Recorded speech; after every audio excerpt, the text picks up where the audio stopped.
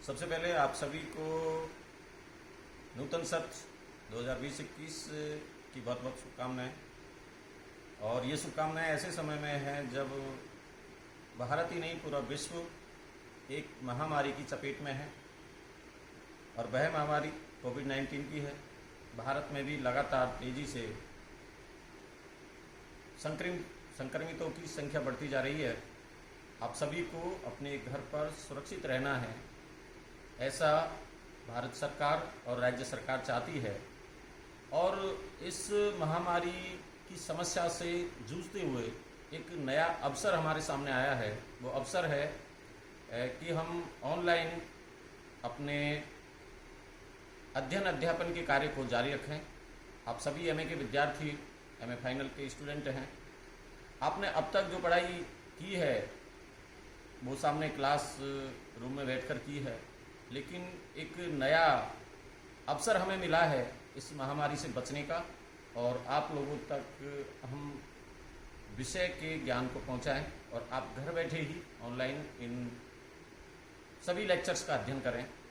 तो आज इस पहले दिन हम पहले व्याख्यान में एमए राजनीति विज्ञान की बात करेंगे एमए फाइनल के विद्यार्थियों के लिए। एमए फाइनल में 5 आपके पेपर होंगे।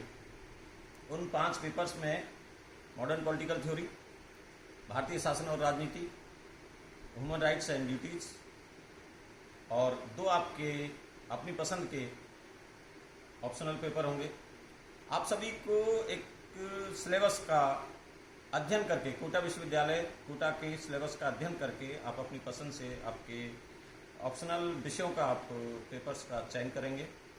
आज जब शुरुआत हम करते हैं तो भारतीय शासन और राजनीति पेपर के बारे में करेंगे, क्योंकि ये एक ऐसा पेपर है जो कोई भी आप प्रतियोगी परीक्षाओं की तैयारी कर रहे हैं तो इसमें अधिक से अधिक सामान्य ज्ञान को कवर करने वाला हमारा टॉपिक है। और भारतीय शासन और राजनीति का अध्ययन प्रारंभ करने के साथ ही हम सबसे पहले ये देखेंगे कि जैसे ही देश वर्तमान युग में आए 17वीं और 18वीं शताब्दी में, तो पूरे अंतर्राष्ट्रीय स्तर पर एक नई लहर चली, लोकतंत्र की स्थापना की। दुनिया के सभी देशों में लोकतंत्र की स्थापना होती गई और सभी देशों ने अपने अपने अंदर, चाहे सामंतशाही हो, राजशाही हो, निरंकुश शासन हो या ब्रिटिश साम्राज्य के अधीन हो, उन सबसे मुक्त होने के लिए अपने प्रयास जारी रखे थे। सभी देशों में स्वतंत्रता संघर्ष प्रारंभ हो चुका था। भारत में भी ये हुआ। ईस्ट इंडिया कंपनी जो आई थी उसने भारत पर आधिपत्य जमा लिया था। तो ईस्ट इंडिया कंपनी के बाद अंग्रेज जैसे ही भारत में शासन स्थापित करते रहे और भारतीय राज्यों को जीतते रहे और ब्रिटिश शासन यहाँ स्थापित हो गया, तो उसके बाद ब्रिटिश शासन के खिलाफ भारतीयों ने विद्रोह किया। और ब्रिटिशर्स ऐसे थे, वो अपने यहाँ तो पूरी तरह लोकतंत्र को अपनाए हुए थे, जनता को संपूर्ण अधिकार थे, लेकिन भारतीयों को कोई अधिकार देने के पक्ष में नहीं थे। तो भारतीय विद्वानों ने धीरे धीरे अंतर्राष्ट्रीय स्तर पर जो मांग उठाई गई थी, जो सबसे पहले हम बात करते हैं, ये मांग उठी तो सबसे पहले ब्रिटेन में ही थी, लेकिन ब्रिटेन में जितना इम्प्लीमेंटेशन इसका नहीं हुआ उतना सबसे पहले 1776 में अमेरिकी स्वतंत्रता संग्राम हुआ। और अमेरिकी स्वतंत्रता संग्राम के बाद 1787 में संविधान बनने की प्रक्रिया प्रारंभ हुई संविधान सभा के द्वारा, और 1789 में अमेरिका में संविधान बनकर तैयार हुआ। और इसी तरह फ्रांस में भी क्रांति हुई और क्रांति के बाद एक संविधान का निर्माण किया गया। इन दोनों संविधान निर्माण के बाद अंतर्राष्ट्रीय स्तर पर मांग उठी और उसी के साथ भारत में भी स्वतंत्रता संघर्ष के जो हमारे सेनानी थे, उन्होंने भारत में भी ऐसी मांग रखी कि भारत में भी एक संविधान सभा हो और वह संविधान सभा एक संविधान का निर्माण करे और उस संविधान सभा में सभी भारतीय हों और सभी वर्ग, धर्म, जाति के लोग हों, ताकि सब मिलकर एक संविधान का निर्माण करें। भारतीय संविधान सभा के लिए जब मांग उठाई गई थी तो अंग्रेजों ने, ब्रिटिशर्स ने उनके ऊपर ध्यान नहीं दिया और ये कहने लगे कि तुम भारतीय एक संविधान बनाने के लायक नहीं हो, तुम अपना संविधान नहीं बना सकते, तुम्हें इतना ज्ञान नहीं है। लेकिन भारतीय जो सेनानी थे, भारत के कर्मठ विद्वान थे, उन्होंने इस चुनौती को स्वीकार किया। इसकी मांग सबसे पहले स्वराज्य विधेयक में संविधान सभा की जब आप कहानी पढ़ते हैं तो संविधान सभा की एक छोटी सी झलक मिलती है स्वराज्य विधेयक में। उसके बाद महात्मा गांधी ने कहा है कि 1922 में कि भारतीयों का शासन भारतीयों के द्वारा ही किया जाना चाहिए। निश्चित रूप से भारतीय इस काबिल हैं कि वो अपना शासन स्थापित कर सकते हैं और एक अच्छा शासन दे सकते हैं। उसके बाद 1924 में पंडित मोतीलाल नेहरू ने भी संविधान सभा के लिए मांग रखी, अपने विचार रखे।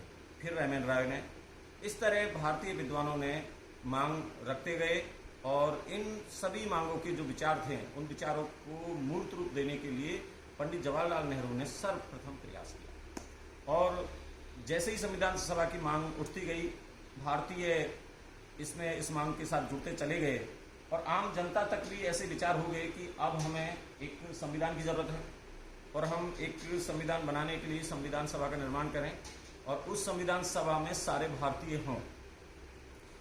ब्रिटिश शासन के ध्यान नहीं देने के बाद भी भारत में संविधान सभा का विचार बहुत तेजी से बढ़ता चला गया। 1936 के लखनऊ अधिवेशन, 1938 के अधिवेशन के बाद भारतीय संविधान सभा की मांग बहुत तेजी से उठती चली गई। पहले तो आपस में बहुत विचार भेद था, लेकिन मुस्लिम लीग ने भी 1940 में इसे स्वीकार कर लिया, क्योंकि मुस्लिम लीग का कहना था कि स्वतंत्र पाकिस्तान की स्थापना हो और स्वतंत्र पाकिस्तान की स्थापना के साथ 2 संविधान सभाएं हों। तो इस तरह धीरे धीरे कहीं ना कहीं मुस्लिम लीग भी संविधान सभा के प्रस्ताव से सहमत होती नजर आई और 1942 के क्रिप्स मिशन के बाद अंग्रेजी शासन ने भी धीरे धीरे इस विचार को स्वीकार करना शुरू कर दिया कि भारतीयों को अब उनकी संविधान सभा के निर्माण का अधिकार हमें देना ही होगा।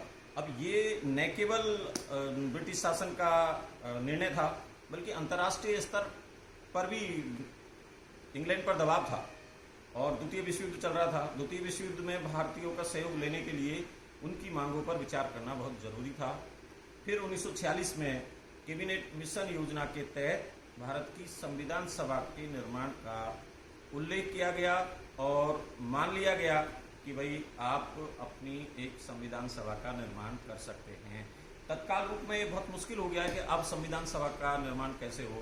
वयस्क मताधिकार के आधार पर तुरंत प्रभाव से एक संविधान सभा बनाया जाना बहुत मुश्किल था। तो ऐसे में प्रांतों की जो प्रतिनिधि सभा थी, उन प्रतिनिधियों को ही संविधान सभा में लेने का निर्णय किया। अब इसमें ब्रिटिश शासन,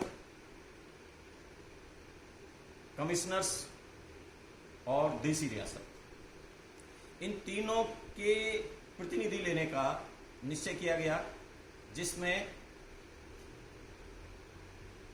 389 संविधान सभा में कुल 389 सदस्यों का उल्लेख किया गया कि इतने सदस्य हमारे होने चाहिए।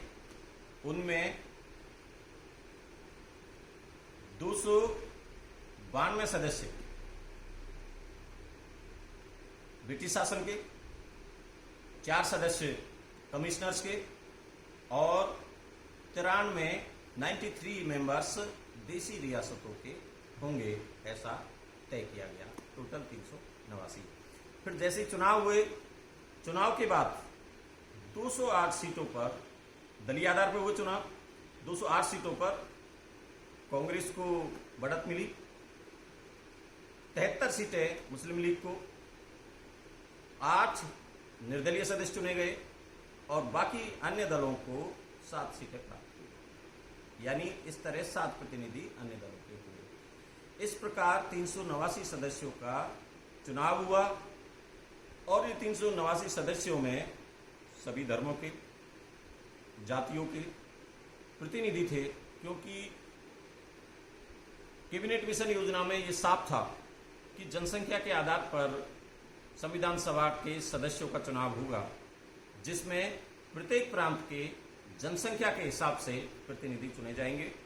इस जनसंख्या में वर्ग धर्म का भी ध्यान रखा जाएगा और 10 लाख की आबादी पर एक प्रतिनिधि चुनने का निर्णय किया गया था। तो साथियों, इस संविधान सभा का हम अध्ययन करते रहेंगे। आज एक छोटा सा परिचय संविधान सभा के बारे में था, बाकी आपके अगले लेक्चर में हम करेंगे। धन्यवाद।